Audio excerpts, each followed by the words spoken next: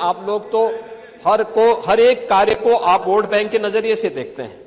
आपकी नियत है, आप किसान को वोट बैंक की नजर से देखते हैं इसलिए कुछ किए नहीं, आप दलितों को वोट बैंक की निगाह से देखते हैं इसलिए कुछ बोलते नहीं।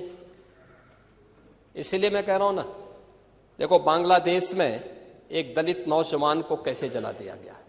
आप लोग गाजा पट्टी में होने वाले किसी भी उस पर आंसू बहाते हैं, लेकिन आपकी जवान से एक शब्द नहीं निकल रहा है, क्योंकि एक दलित नौजवान मारा गया बांग्लादेश में, और उस नौजवान के मरने पर आपकी जवानी सिल चुकी है, क्योंकि आप उसको केवल वोट बैंक के रूप में इस्तेमाल करते हैं।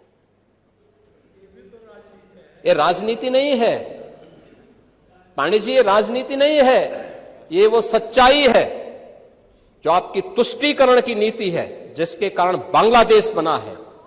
अगर बांग्लादेश पाकिस्तान नहीं बना होता, इस तरीके से हिंदू नहीं जलाया होता, और जलाता तो फिर उसकी क्या दुर्गति होती या वह भी जानता।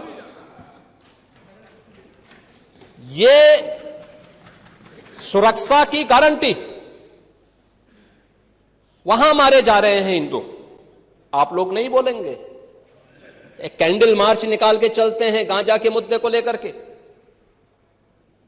लेकिन पाकिस्तान और बांग्लादेश में हिंदू मारा जाता है तो आपके मुंह बंद हो जाते हैं, क्योंकि मरने वाला हिंदू है, दलित है, आप बोलेंगे नहीं। और यही सच्चाई है।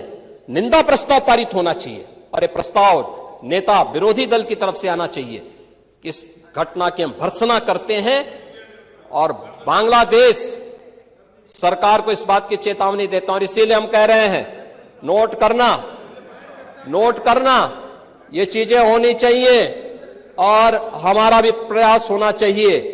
जब बांग्लादेशी को यहां से निकालेंगे और रोहिंग्या को यहां से बाहर का रास्ता दिखाएंगे, तो उनके समर्थन में मत आना, क्योंकि उनमें से बहुत सारे लोगों के वोट आपने बनवाए हैं, उनके बहुत सारे लोगों के लिए आधार भी बनवाने का पाप किया है आप लोगों ने।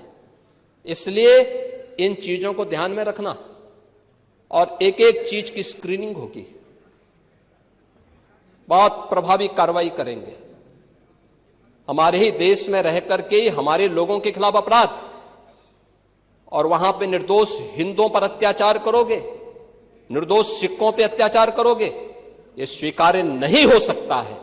और यही आप करते हैं कि किसानों के बारे में भी आपका आचरण यही है।